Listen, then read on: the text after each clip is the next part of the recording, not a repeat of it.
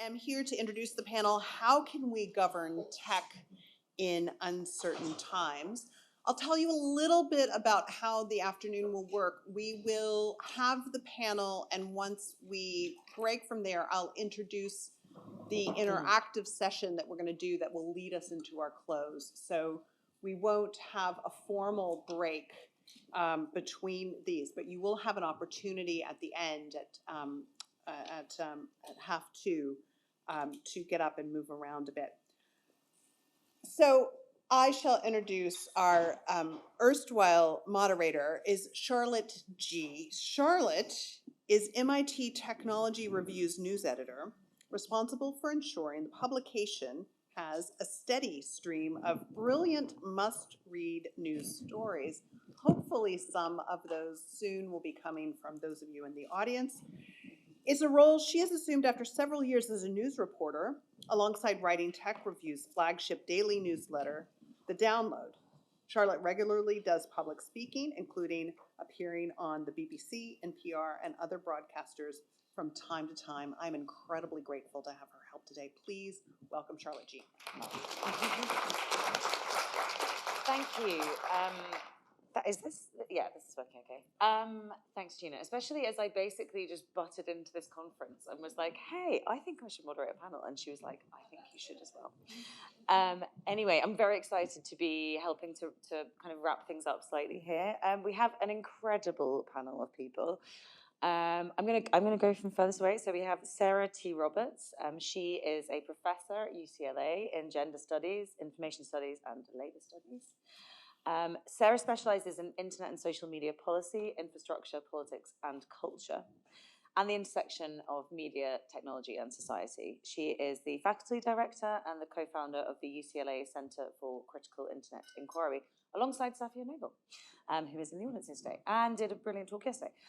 And then we have Andrew Strait. Andrew is a former associate director at the Ada Lovelace Institute, responsible for their work addressing emerging technology and industry practice. He spent the last decade working at the intersection of tech, law, and society. Before that, he was an ethics and policy researcher at DeepMind, and he's done a whole bunch of other things, but we've only got limited time. Then we have Daniel Stone is the executive director of Diffusion. He is a senior advisor to C-suite executives, government officials, and cabinet ministers. He specializes in technology, communications, and innovation. Daniel is a sought-after commentator and advisor on disinformation, election integrity, microtargeting, and harmful algorithmic profiling. And then finally, we have Rahaf Harfoush, who is a strategist. Did I say that right? You did. Good. Okay, that's good. She's a strategist, a digital anthropologist, and New York Times best-selling author who focuses on the intersections between emerging tech, innovation, and digital culture. She is the executive director of the Red Thread Institute of Digital Culture. Rahaf is also a member of France's National Digital Council. More on that later, I hope. Please welcome the panel. So, I wanted to do a really annoying thing of starting with the first question, questioning the premise of the panel. Sorry. And I think I want to ask this question to Andrew first. Can we even govern tech anymore? Is that a thing we can meaningfully do? I think I'll kind of take inspiration from Safia's brilliant talk yesterday and say that we must govern tech. I think there's a moment right now where we're feeling a lot of despair. There's a moment of transition that we're experiencing in which we are having US tech companies that have historically been very focused on developing private consumer products, increasingly becoming instruments of US state power in a way that I don't think we've quite seen before. And I speak as someone who used to work for Google and DeepMind. It's truly shocking to me to talk to folks who are still there about the change and the pressures they feel internally about the kind of things they work on and what they're allowed and not allowed to do. And I think that makes it very difficult then when we talk about how that is shaping global attempts to regulate and govern this technology. The EOs from the last few months show that we are seeing a US administration that is actively trying to protect its tech companies in a very direct way.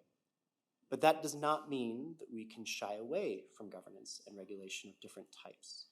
One of the most important reasons I think we have to govern and regulate this technology is because if we don't, we know what happens. We've been through social media. We've been through unregulated technologies and products in other sectors. We know that if we don't regulate, not only do you not achieve innovation and growth and all these wonderful things, but you also fundamentally cause enormous amounts of harm. So when I think about the reasons why we must continue to talk about governance and regulation, it is a very clear proposition. I think the challenge is the how. How do we do that in a time in which we have a very fast-changing global order? There's many ways to do this. I'll just call out one off the top of it, which is I think right now there's a real opportunity to lean into the consumer pressure that downstream deployers and users of the technology can exert and what they need to see from regulation and governance. I talk to a lot of businesses who are trying to deploy these technologies in all kinds of sectors, from finance to education to healthcare to social care to public sector uses, and all of them say the same thing. Does this work? Is it reliable? Is it going to harm my consumers, my users? And it's very hard for them to answer that right now because there's very bad measures of these kinds of risks, very bad methods for assessing them.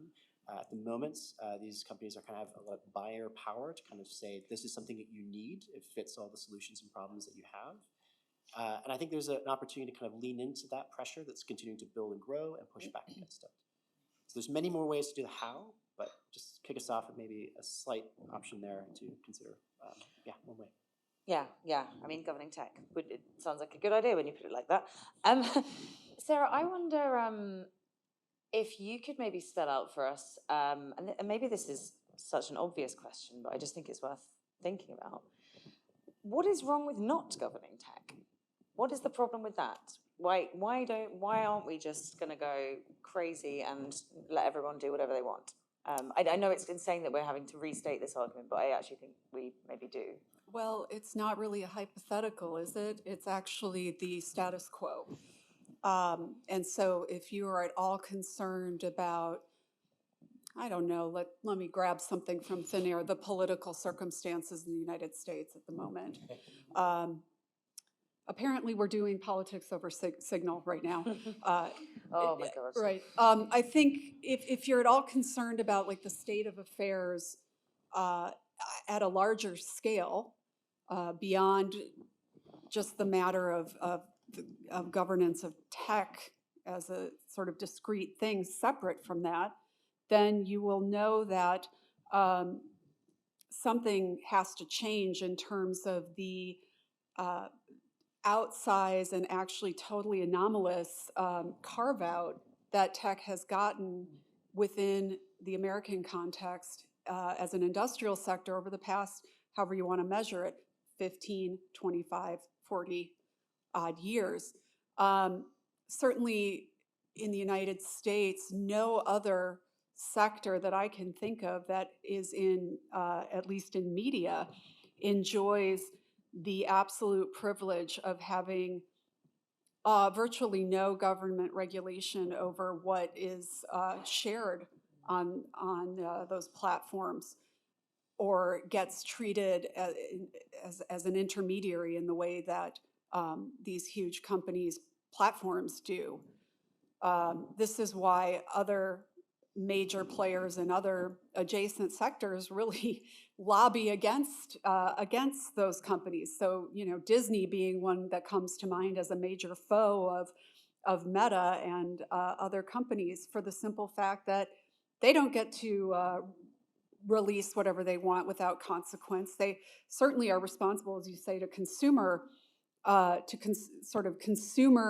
reception, and in that sense, the tech firms are as well. But no other sector has really been able to effectively define itself as not having to have any responsibility for what it disseminates, quite in the same way, and yet reap all of the reward in the form of profit. And so all of those things combined have led to a situation in which we've seen the ecosystem become what it is. And, you know, I think that there's a necessary sort of dynamic at different registers that we have to then navigate. One is at that level of the tech itself, the companies, and how they behave and what they are required to do and not do. But then, of course, there's the bigger picture of, the sort of the macro lens on the economic and political structure under which they operate. So we have to kind of connect the dots between those two things and constantly move between them. I mean, one of the greatest ruses that big tech pulled off was that it was, the firms and their platforms sort of acted in a neutral context. And it's a myth that persists, but I think all evidence points to the contrary, especially if you just consider the fact that these aren't neutral conduits. These are companies that in and of themselves all have production capacity. They all make so-called content. They all incentivize that content in different ways. And recommender systems themselves are pushing content over other. So the idea that they're neutral and they're not in the business of discernment, I think, has led us into a place where they were able to escape the kinds of regulation that many other sectors had. It's not as simple as it's tech, and so it's fancy. It's that it has elided many other definitions that have applied to other industries, and it has made itself sort of out as being different, but I don't really think it is. Yeah, and now we've got generative AI being embedded into everything. Can't wait to see how that all plays out. I wonder, Rahaf, can I go to you? Because we were just talking a bit earlier about your work on regulation. What levers can we start to pull on? So we do have these harms, and we've talked about like non-consensual deepfake pornography. I mean, where to even really begin? So what can, if a government is so inclined, what can it do about that? Yeah, I mean, I think it's a really big question. I think for me, there's like a couple of maybe just very short contextual points to make about this, which is I get really frustrated when we have the conversation about regulation because tech is no different from any other industry. We've had to drag every single industry to be regulated. We've had to tell companies not to put children's in mines, not to put cancer-creating chemicals in the food and in the products. We've had to tell them not to dump toxic waste in the ocean. And so the idea that we would entertain someone's opinion, a company's opinion about regulating when the entire history of regulation has been us dragging them along seems a bit like a tactic to waste our time, personally. So already I'm like, I don't need to listen to your opinion about why we should let you do what you want with no consequences. So, so one from just, and I think it's important because so many of these tactics are to waste our time. The other thing about your question about governance is that we are so often letting tech set the stage for the parameters of the conversation that we are having, especially in Europe.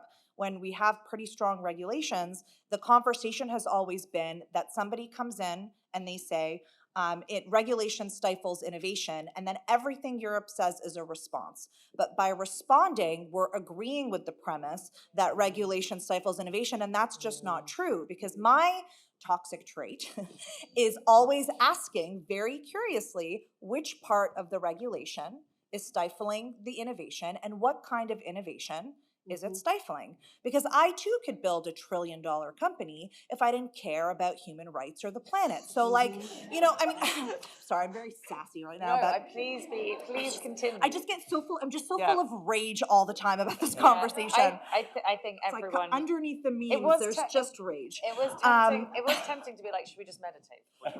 Should we just scream into the void? No, but the governance question, and I'll contextualize it, which is we just spent the last year, I was on the UN's high-level advisory body on artificial intelligence. We just spent the last year talking to governments, talking to regulators, talking to experts, all of whom, by the way, were so generous in donating their expertise for free, their insights, their recommendations, everything that they wanted to do. And then the report was launched, and then the administration changed in the US, and literally I was like, well, that playbook is completely obsolete because the game has changed, because the ideology in which we were operating was still what Gina mentioned in the Pax Americana, the post-World War II global cooperation. And if the major players are no longer willing to hold to those tenets, then the entire playbook is obsolete. So then the question is, should you govern tech in uncertainty? Sure. How do you govern in uncertain times during a collapse and an ideological change? And I'm not saying collapse in terms of apocalyptic world ending. I just mean the end of a rule book that guided geopolitics. So I think personally, much to Audrey's comments this morning about technology or democracy needing to evolve at the speed of tech, our conversations around regulation need to be more agile, because maybe the plan for the next 5 years is to just hold the line. It's to protect the tech. It's to protect people. It's to protect the knowledge. It's to protect maybe that's the strategy. And I find that the regulation conversation keeps looking for one perfect solution that's going to permanently fix everything. So even in France, when we were talking a lot about it, it's like the definitions are changing, the landscape is changing, our allies are changing, the technology is changing, and yet we are so tied to the body of work that the biggest resistance is actually a lack of imagination on the parts of people that are supposed to be having these conversations to quickly pivot. Like, I'm gonna be very honest, I was devastated when I realized that I spent a year of my life doing work that I thought was really important, that was no longer writing a rule book for a game that people have admitted publicly they're gonna be cheating at, is just sad. But I need to let that go to pivot, because what other options, as Safia said, what other options do we have? And if we are constantly sitting back and ignoring the context, which is not just geopolitics, but neo-reactionary, we're not talking about the context of the ideologies that are pushing some of these goals forward. And, I just think that that's the conversation we need to be having. We can govern anything in whatever way that we want, but fundamentally, governance, as I said this to you in our conversation, is a promise, is an attempt to try to execute on society's values. And if we are in a point of change, maybe instead of rushing to new governance, we need to take a step back and say, what are we actually protecting, and what are the values, and how do we need to react differently in this era, so that we're all very clear on what we're trying to protect, instead of holding on to a body of work that is now obsolete. Yeah, no, great points. I think Daniel, I'm going to go to you to kind of follow on from this, because people don't tend to talk about tech regulation around the dinner table. I mean, at least not the ones that I sit on. But they do talk about the harms that emanate from technology. How do you bridge those two things? How do you talk about it without because if people see the word regulation, they go, ugh, like they don't want to talk about it. So how do you make that a conversation we can start actually having? Yeah, absolutely. An indirect way of coming to that is I also just want to acknowledge some of the themes that's been running throughout all of this, which is I've been so struck how much the US experience has how shocked, shattered, transformed so many people who are here from the US are, or who are US citizens who live in the UK. And so much of the politics of this that we're trying to navigate over the next few years will be so shaped by that. And that is having global implications. And I appreciate everyone's vulnerability in talking about it. I think the thing that I've kind of been reflecting on is how do we see that reality truthfully, and what can we do with the fact that it's so scary and so volatile? And I think one reflection I've had is that politics changes. Things change actually very quickly. I think everyone's feeling very shocked and shell-shocked essentially about the experience over the last couple of months. And I certainly am, and I'm not even in the country or a citizen. But that will change, and that will create new opportunities and windows for action. And so I'm thinking how do we start to prepare for that? This becomes a time where we should be able to renegotiate how our society should or would function, which you kind of spoke about. It's not a matter of necessarily going back to where we were, but what do we want things to start to look like? And in my background, I did a lot of work with politicians, as you kind of alluded to, but often they were asking me sort of either policy advocates, how do we make politicians do this by putting pressure on them, or politicians were asking how do we do a thing and make sure that people understand it and support it. And so I did a lot of opinion research. And one of the things that I find as a kind of governing principle is really useful is coming back to what is the underlying problem that normal people perceive here and that they want to solve. And I think to your point, I think that a lot of people are feeling like the status quo isn't working. They're feeling out of control. They feel like they've lost control of their lives. This is something that's come up in both quantitative and qualitative research that I've done. There's a real anxiety that like the world is a big scary place and I don't know if I can keep me and my family safe at its rawest expression.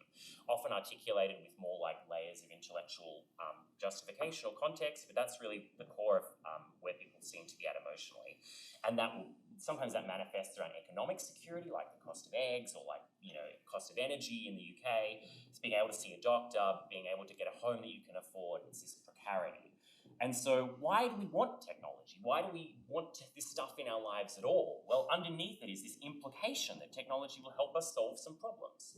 And I think there's a real disconnect about the kind of problems that people building this stuff actually want to solve and the problems that people want solved. The problem is that I think when they tell a story about like innovation, growth, and opportunity, it sounds like a proxy answer to some of those anxieties. It isn't. No one in this room needs convincing that that is a flawed answer to their problems and that actually what they're setting up is a world with far greater power concentration that is extremely unkind to people who are already marginalized and really just protects a small group of people who are already in these institutions. But it doesn't read that way. And I guess like my prompt for people here is to try and start to think about, not to ignore the fact that we have problems. I think we need to articulate like why this action is required, but also to make sure that we're always anchoring that with like, what is the kind of world that we want to see? Like, what is the vision that we want people to buy into? Like, why should somebody in Manchester or Marseille or in Mississippi think that like the ideas that we're putting forward are exciting and something that they might want to see come into being? And I think that, and you know, like a lot of people in this room have actually mentioned this in different expressions as well. It's not like this is a missing idea, but it is something that, you know, the context where we end up speaking often gets lost. We're speaking in like, you know, parliamentary committee meetings, we're speaking in media response to harms, and therefore it always becomes quite reactive. And I think we've got to make sure that we're anchoring like what is the vision that we want to see with the criticisms that we're making about why the change is needed in the first place. To your other question about, which I think I've kind of partly responded to, but about why do we keep drifting into the harm side of things? I think it's because it's hard for particularly like the broader community to imagine like how, like what are the scenarios where AI can actually be used for our world? There's like an imagination sort of deficit with normal people.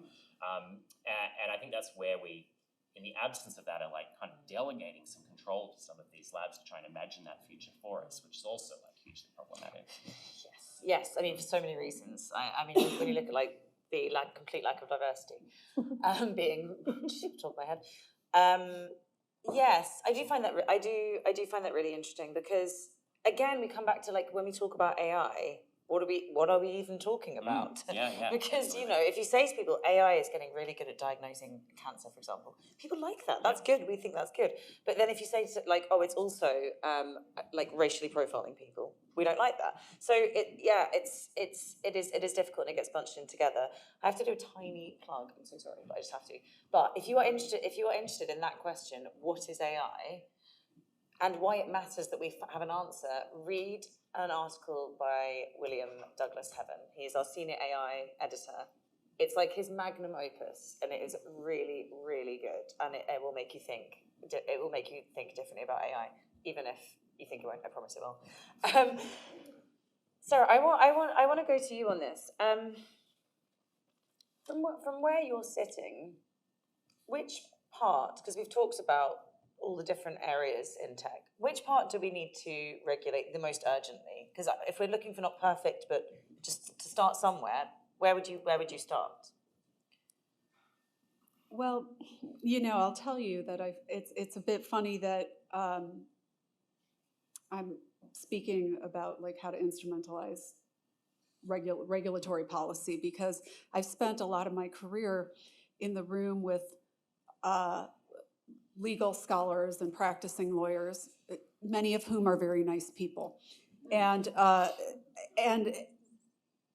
get into these conversations that are at such a granular level and often quite theoretical in terms of what should be done, and you know that there's a time and a place for that. But I think there are other kinds of discussions that can inform the regulatory process that we sort of lose sight of when we are at that level, when we already presume that we've all come to the table with a shared set of values or shared set of principles. I mean, for example, you just said, when AI does racial profiling, we don't like that. And my immediate thought was like, well, some people really do like that, right? That's the fair. That's So, a right? fair point. And so, or never mind liking or not liking, some people are grossly profiting from it. And so, this would be my frustration in some of these rooms talking about, immediately moving to regulation without some other kinds of higher order conversations. And I think even going back to Zizi's insightful comments at the beginning of our event, talking about these terms as being open signifiers, or another way to put it, as meaningless, empty rhetoric that gets filled by whomever will benefit in that moment, right? I think we have to ask, and well, we don't have to ask for it, we must demand precision from elected officials, from the press, from academics, from tech. What do you mean? What do you mean when you say efficiency? What do you mean when you say innovation? I'm being told right now that I have a person creating immense efficiency in my government. And as far as I can tell, efficiency in that case means stealing all the money from the state, which is the people's wealth. So that mapping of a meaning of efficiency into my life doesn't make sense. But see, that's actually in large part what efficiency means in the tech world, right? There's nothing technical about that, except that you might use computers to speed that process up, that wealth transfer up, right? And so, and the same with innovation. Innovation for whom?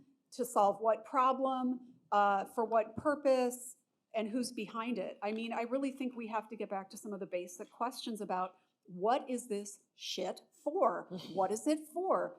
Back in 2012, I interviewed a content moderator who was a contractor but was working on site at a company that I call Megatech. I will tell you on the side that over the years, I've had probably 6 to 8 representatives of different Silicon Valley companies come up to me and say, Megatech was us, wasn't it? And, usually they were wrong, but sometimes they were right. I couldn't tell them. So it doesn't matter. It stood in for all of these companies. And what this person said to me, this person who was paid an abysmal hourly wage, who had no benefits, and who was a contract worker, said, it's come to my attention through the decisions that I'm being asked to make, in particular at this time about material that was coming out of Syria and the war in Syria and the incredible violence that was being wrought there, that he was being asked to, allow that material to go through. And he said, look, maybe it's about advocacy, and that's why even though this material, these videos, violate every policy we have against violence and gore and all these other things, maybe that's why we're putting it up. But he remarked, but I have other footage from other war zones that doesn't receive the same treatment. It really feels like maybe we're following U.S. foreign policy here, right? This is in 2012. Imagine what a kind of revelation it was to articulate that as being one of the lowest people in the company, where the people at the top weren't even willing to admit their complicity. So I really feel like, as an American person, I feel like regulation in the United States of American tech companies is an absolute lost cause. It interests me almost not at all, in the sense that we actually have to stop the fascist takeover of our country before we can get down to brass tacks about how to actually regulate the specificities of the tech, while at the same time understanding that the tech has created the conditions for such a takeover to happen. So we're in a little bit of a bind there, but I think our hand has been forced to a certain extent right now. So what we need to pay attention to is, in many ways, at a higher order, all of us who care about tech policy and tech regulation, we have to get out of our weeds. We have to get out of those conference rooms where we meet amongst ourselves and talk inside baseball to the point of it being absurd, and actually focus on the crisis, the political crisis that's happening in the United States. These are for American people, but and that means that other places and other people and other sovereign nations might have a window of opportunity here. Oh yeah. Right? Yeah, definitely. Yeah. No, I really hear you on that. And Yeah. I mean, given that senior members of the Trump administration can't even work out who's in a signal group, I don't have massive faith in their ability to regulate the tech sector, to be honest with you. It writes itself, doesn't it? Just absolutely incredible scenes. I think I want to ask Andrew about this. I wonder, because you did work at Google, and so you've seen kind of some of this up front. It feels like it feels to me, at least, as like an outside observer, commentator, whatever you call it, on tech. Like, innovation seems to be completely dead. We're now just in the regulating and getting rid of our competitors game. What's gone so wrong, and how do we start to change that? Because, like, it really does feel like we've hit a bit of an intellectual dead end in the tech sector to me. You know, I could be wrong. Innovation dead. I don't know if I can make that claim. Yeah. I guess that gets back to that this open signifier of what does that word even mean? You know, what do we mean by innovation? What do we mean by growth? I think we're certainly seeing extractive innovation, in which you have very large, powerful market consolidating companies that are extracting and buying and merging and acquiring companies that are otherwise innovative. Yeah. And that's been true for quite some time, and we've had some heroic efforts from various competition market authorities to try to address that. Unfortunately, that is very unlikely to be continuing going forward. So again, we must have to reshape and adapt our strategies there. I think the other thing that we are seeing is a very quick takeover of the kind of vertical stack of the production process of technology right now, all the way down to data centers and energy policy. I mean, it's crazy to me how so much of technology policy now is driving energy, environmental, even foreign policy in some cases. And that is, again, just a very different change from when I was working in these firms. I hear Denmark is really cold. That must be a coincidence. Denmark and Greenland. And Perfect for data centers, I suppose. I guess the thing, I mean, I think the thing that I'm really struck by is there's no sort of, I wouldn't say it's so much about killing innovation as I think it is back to what you're saying, Sarah, about creating a bunch of solutions, the kind of everything solution for everybody. That's kind of the end goal of what the stated ambitions of all the major companies are right now. I was at an event from one of the major tech firms where they described, you know, our goal is to create the single intermediating agent for your entire digital and offline experience. And that's, you know, that's not like sort of something that we should be just taking at face value. That's genuinely what they want to create. Yeah. The whole concept of general purpose AI, of AGI, of agentic systems is to create the everything system, the system that can do everything for you. And I think there's some very obvious challenges that not just through regulation and governance, but just even through asking pointed questions or trying to put pressure on governments to kind of ask those questions you can point to. One is, there is no such thing as a general purpose AI system. These are systems that, you know, the vision is to create something that is human-like, can reason like a human, can deduce, induce, can engage in all kinds of common sense reasoning in the way that a human worker can, so that you can just airdrop them into any human role and they can do it in the way that a human can, if not better. And every single way we have of testing these, which themselves are very broken, shows that's not what these systems do.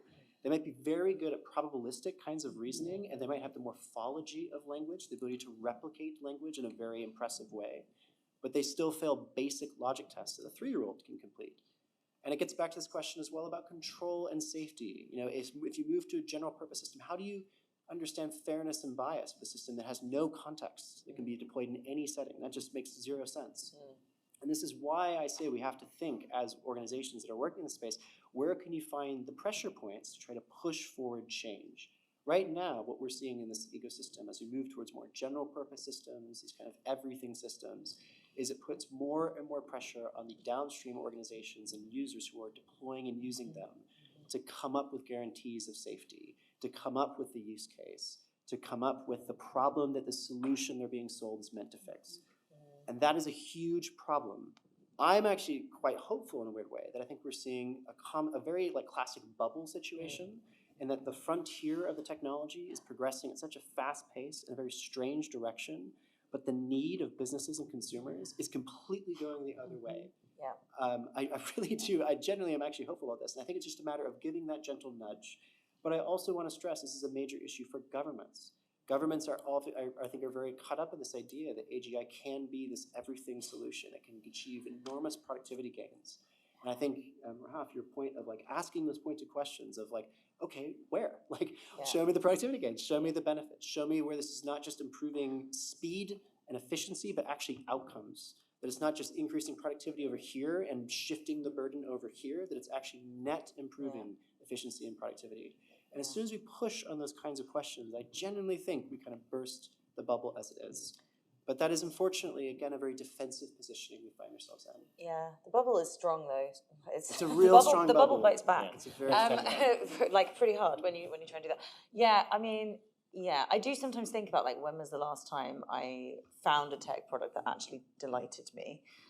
It wasn't the humane AI pin. I don't like. It feels like we're fixing a lot of problems that aren't necessarily real at the moment. Just to add a bit of spice in this panel, I Yeah. do find some of these systems incredibly helpful. It's for tasks. Well, you mean where like they- AI Yes, systems? I Yeah. find Yeah. I will put my hand. I use Yeah. Claude. I use Claude for tasks where truth doesn't matter, where it can easily be verified, or where the stakes of getting it wrong are so low, but it saves me time. So like generating emails, like to respond to a very challenging. How do I put? I'm not going to say Yeah. who it is. Sorry. I was about to go in like a complaining rant. But generating emails where it's like I don't really care if this like is perfect. It's low stakes. And I do think there are genuine use cases. We can talk about the environmental and sustainable implications of that. But I'm just saying I don't think we want to come across as this is all trash and garbage because I don't think that's true. No, My problem with AGI is it obscures the actually amazing helpful things this technology could be used for. It's a way of covering up so many problems in both the business model and the use cases that can be truly transformative and beneficial. Sorry, I gotta stop using that term. Helpful to us in ways that we find actually meaningful. But at the moment, the hype, the mentality, the direction, the design even of these systems is not going in that direction. It's going in the complete opposite way. Yeah, absolutely. And I mean, and the kind of gap between, AGI. I saw a thing recently, 82% of AI researchers on the front line do not believe AGI will ever be achieved. Right. So, we need to really get real about this. Like, there may never be any AGI. And we don't even know what that is, let alone AI being a floating signifier. AGI is becoming such a floating signifier. I mean, anyway, sorry. And I mean, what's the, this is where we have to start pressing on the hard questions. Like, I don't actually want to talk about whether it's possible or not. I don't care. I mean, what is the point? We have human intelligence. The stuff is called artificial intelligence for a reason. It's a pastiche of human cognition. Yeah. So at what point does all of the effort and the financial investment and the government attention to that particular pursuit make a return on investment that makes any kind of sense for normal people? I have, like you, all of you, never seen it. And I think it's unlikely to happen. I also agree. I find it very convenient that the new Apple OS will summarize the million silly alerts and text messages I'm probably getting right now because I forgot to put my phone on Do Not Disturb. But, the other day I picked it up and a friend of mine had texted me and it was summarized something like, hated your last message, want to kill self. And, she said something like, and she had actually said something like, oh, your message was the drag. I want to die or something. But, it's like super sarcastic. So, but no context, no understanding. In that kind of like pretty simple task, it failed contextually. Apple is having an absolute shocker at the moment, I've got to say. But it's all of them, right? I mean, it's all of them. And I think the thing that I always come back to is like, it's an ideology that we have to unpack. Like, why did we cede all of this time, attention, money, effort to a group of people who fundamentally don't believe in the value of humanity, right? That's the problem. If we go back to its origin, people who don't believe in the creative output of others as having inherent value in the world, not financial value, but other kinds of measures. People who want to take shortcuts to get to those outcomes for a variety of reasons. People who want to do abstraction rather than deep thinking. Those are the people we want to have in charge. People with absolutely no education about social sciences, humanities, the arts, all of these things are off the table. I mean, since when have they been experts, you know? Well, yeah, yeah. I Sorry, mean, I know You can code stuff. Yeah, great. For but sure, without any yeah. context or understanding of history. Do you want to jump in here? Sorry, you leant forwards and I was like, you look like you I have was to just taking No, notes. please, do. Yeah. Yes, and taking notes. Right. But I think, I mean, the issue that you raise about these systems, they're working like as intended. The Right. problem is that it's not that what's happening now is breaking. What's happening now is the systems are kind of working as intended. Mm-hmm. And the thing about culture, which is what I sort of focus on, is that so often we're like fish having these conversations in water and we're never looking at what the water that we're swimming in is. And I think often about that quote from the sci-fi writer Ursula Le Guin, who talked about how people who don't think that anything else is possible outside of capitalism forget that humanity used to once believe in the divine right to rule of kings, right? And so my problem is, and this is just my sort of philosophical point of view, so, you know, feel free to fight with me about this afterwards, but I actually think that this current administration represents the real face of these systems that have been in operation for centuries. The last administration had better optics, but the mechanics of the system have always been exploitative. It's always been about wealth transfer. It's always been about not valuing humans. So for me, it's a much bigger question. And I think what's happening is that this has been an unmasking Right. of just the traps. violence of the system. So that's sort of the first point, is that the system is working as intended. Secondly, I really appreciated your point about Syria. Being Syrian, I can also say that we have also, in non-American centric parts of the world, we have been subjugated to these harms and violences for a really long time. Mm-hmm. And as, you know, they always say that the act, they call it the boomerang effect, right? The axe of empire always comes back home eventually. And so we are now also at a stage where the harms that other people have experienced, and in our case, it's interesting because the West, we're, you know, sort of knowledge economy based, but we're witnessing the same extraction that has been violently replicated with minerals, with resources, with labor, with people. So I really want us to create space to have a conversation about the validity of the system anyway, and in a way that doesn't immediately start with resistance, right? Oh, snap, thank you. No, but because every time we have these conversations, that we don't, my biggest frustration in rooms like these sometimes is that I immediately get told a million reasons of why it's not going to work versus entertaining 30 minutes of let's just pretend for 30 minutes that it could.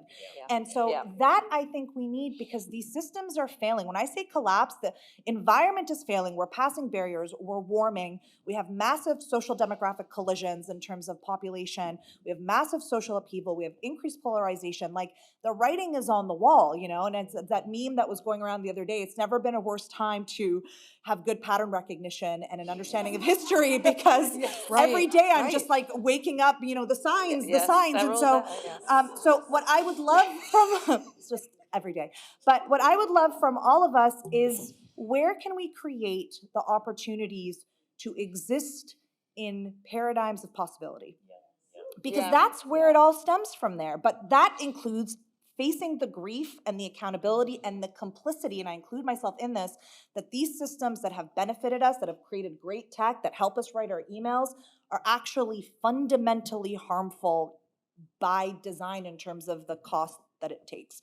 So I am a tech optimist. I love this stuff. I like using it. And I also think we need to start normalizing the idea that you can critique something without being taken as a criticism, without people getting defensive, right? So can we have these conversations?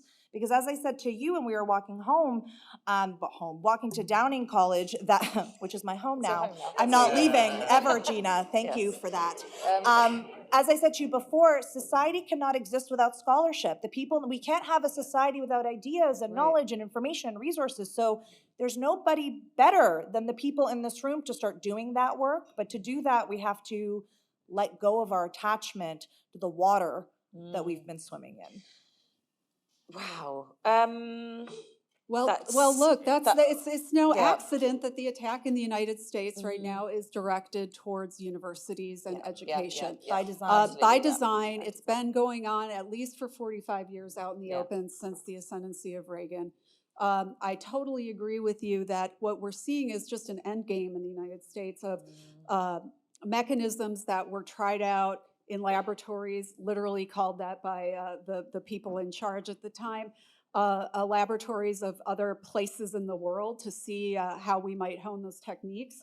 So, you know, when I start talking about the issues that I'm seeing in the United States right now, I say, okay, let's talk about Chile, right? Let's talk about Indonesia. Let's talk about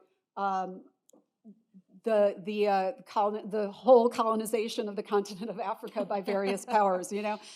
So there's, you know, one of the tricks of tech has been to constantly convince everyone that the issues, the innovations on the one hand, as we call them in quotes, of things like, you know, labor devaluation, union busting, whatever the other issues they advance are, on the one hand are new, but also that any of the problems are so unique that we can't apply any of the lessons of history to them. And I think that's been a real hoodwinking, and we have to start, people like us who know better and who've been around and who've read books and who give a damn, you know, can push back on that and be like, there's nothing new under the sun about extracting all of the value and wealth out of a particular place and putting it in somebody else's pocket, right? That is exactly, as you say, that is capitalism by design. Yeah. So I think one of the biggest challenges for people like me in the role that I have is to try to make those connections across time and throughout history to people like my students, right? To decouple the idea of digital technology as something so different that they can't learn other things and apply their actual instinctual reaction to the thing, for fear of, you know, being considered low tech educated or whatever. I mean, as you say, we all are computer nerds. Okay, that is why we like tech. We like using that stuff. If we didn't, we wouldn't care to spend our lives trying to make it better. But Safia has said to me many times, and I think she said it yesterday as well, that, you know, casting people who want a better reality for the broadest section, cross section of humanity does not make one a negative person or a critic. It means we actually just want better for more people. I think the cynical ones are the ones in charge, right? And so, you know, maybe we need a tech communards thing, or, you know, like something that brings it back to the people it's foisted upon, rather than casting any criticism as negative. It's about making it better, and also taking it out of the hands of such concentrated few, which is a big part of the problem. I mean, I have to say, attending this conference has given me so much to think about as someone who spends their life covering the day-to-day developments of AI and tech labs. I mean, really, I'm having some deep existential thoughts. Anyway, and I blame you all. I want us to kind of wrap things up now. What I would really like, I mean, apart from for me, go away and like briefly have an existential crisis. What should people do? I mean, everyone here is coming at this from different positions, but there are people who can affect some changes. They can do things in the world. Daniel, do you want to go first on that? Yeah. What should we do now? What do we go away and do? I think, and also there's a comment I was going to add just on the conversation we're just having as I segue into that, which is like, I think all three of you had brilliant points. And I think that like, to build off, I guess most immediately the point you were making, Andrew, about AGI, I think we can't be naive about the motivations or incentives behind actually why AGI is the thing that we want to build. And it is pretty discreetly and pretty consistently an attempt to reduce labor costs. However you might explain that, it will result in fewer jobs. There's a separate conversation about, you know, will that lead to everyone in the society not having jobs, or what are the economic consequences of that? But I think at its raw core, the people who are investing in these large companies that are hoping to build AGI are hoping to generate something that they can offer as a product that means that companies don't have to hire as many people, and they can chop out a whole bunch of expenses. Yeah. And I think that's the weird thing. Some of you might have had this experience too, but being a white man from the Antipodes in Cambridge, you just end up in like weird rooms with people who speak in weirdly blunt terms, and I always take advantage of those moments to just treat them like focus groups. And there's been times where like I've been at We need Anthropology. actually, thank you and I've for been at like sharing. dinner parties here with like people who are like on the boards of major US banks or major UK banks and like major like strategic consulting firms that are doing like really high profile stuff. And they explicitly talk about how all of their job as the AI person in these organizations is to look at how they can integrate this in a way that reduces the headcount of the company. And how uncomfortable they feel about talking about that when they go to panels like this because they know everyone will yell at them, so they just don't talk about it. And it's like, it's insane to me that there's this shadow economy of these experts whose job is to work out how to reduce labor in these organizations. They just never talk about it publicly because they know they'll get yelled at. And I just, we can't lose sight of the fact that that is the motivation behind the pursuit of these AGI tools. And that is going to have huge, horrible consequences if it goes unchecked. That was a side note. To come to like what we should do now is I think that like, you know, I think that we, you know, I kind of made the kind of view I made. The action I think we need to be trying to integrate now is like, as we are making critiques, as we are highlighting the ways that these are setting us up on the current decision makers are setting us up on a trajectory where great harm will come and great inequality and great unfairness will come, we need to be able to articulate like, what is the shiny alternative world that we want to see happen and why should people want to buy into that? Those two things need to be coupled together. Otherwise, you know, like people just don't open their minds to us if we're not able to have some bridge between this like conceptual and critically important conversation and the everyday concerns that like normal everyday voters are anxious or worried about. Like we have to find a way to sort of like make that bridge whenever we're talking about the bigger concept stuff. Because like otherwise, you know, like they're just going to be able to rout us and maintain the status quo, which is currently like a really damaging and scary trajectory. I love that you refer to people as voters. Yeah, Your political consultancy background. The voters, potential voters. But your point. But you're absolutely, and that's not to. You're absolutely right, and definitely like articulating, imagining a better world. Better voters than users. Users, better, absolutely. I mean, absolutely better voters. Or consumers. So. And that's also actually a challenge for tech journalists who, I mean, it's an industry that's been kind of hollowed out quite a lot. A lot of good people have gone. But can we show the possibilities as well? So I'm going to go and think about that. We really, really don't have much time, and I don't want to run over because that is naughty, bad behaviour. But I would love to just do a very, very quick final thoughts from the rest of the panel. Andrew, do you want to say something on this? What should we go away and do? Like, just as quickly as you can. Very quickly. So I just want to say, like, it's been a wonderful last 2 days because I think I've got to speak to lots of folks who've left me feeling much more positive than when I first came in on Monday, so it's good.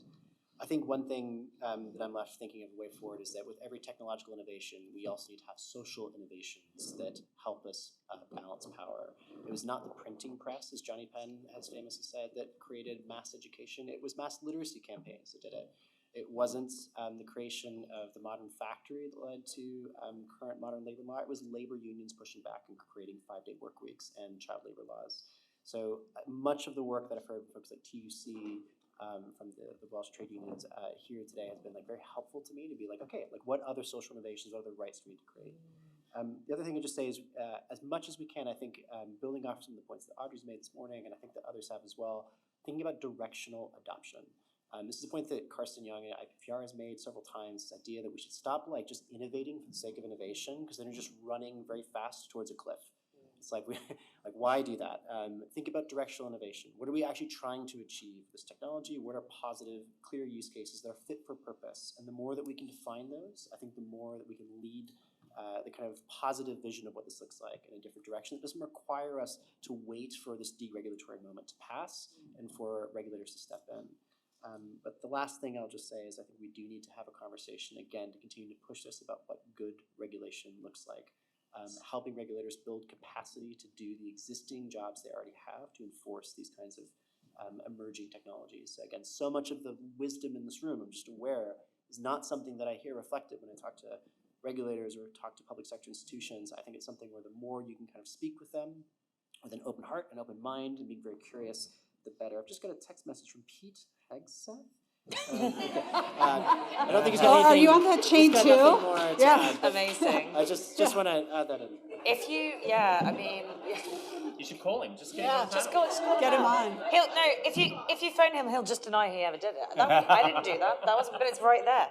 Anyway, I'm going to go see Sarah, and then I'm going to go see to wrap up. What should we go away? What do we do now? What should people do? I mean, I share all of these thoughts, and I also want to just underscore that, you know, I've been saying for a while as well that the push for AI is just a labor devaluation and reduction scheme, and I mean scheme in the American sense, right? Like as a bad plot, evil plot.